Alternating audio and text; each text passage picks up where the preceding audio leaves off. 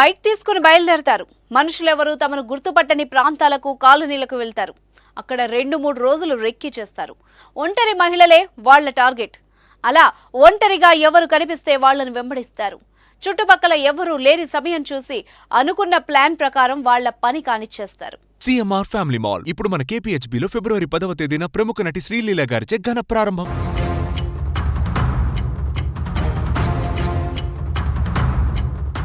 వాళ్లే chain snatchers.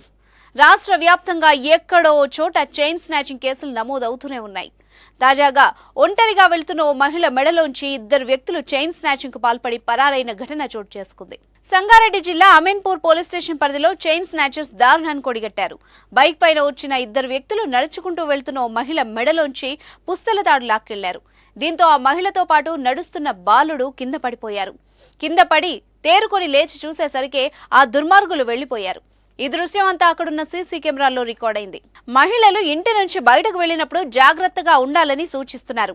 బంగారం వంటి ఖరీదైనవి వేసుకున్నప్పుడు రోడ్డుపై వెళ్తున్న సమయంలో అప్రమత్తంగా ఉండాలని చెప్పారు. చైన్ స్నాచింగ్ కేసులు రోజురోజుకు ఎక్కువ అవుతున్న నేపథ్యంలో పోలీసులు తగిన జాగ్రత్తలు తీసుకోమంటున్నారు. అయినా రోజు ఏదో ఒక చోట ఇలాంటి ఘటనలు జరుగుతూనే ఉన్నాయి.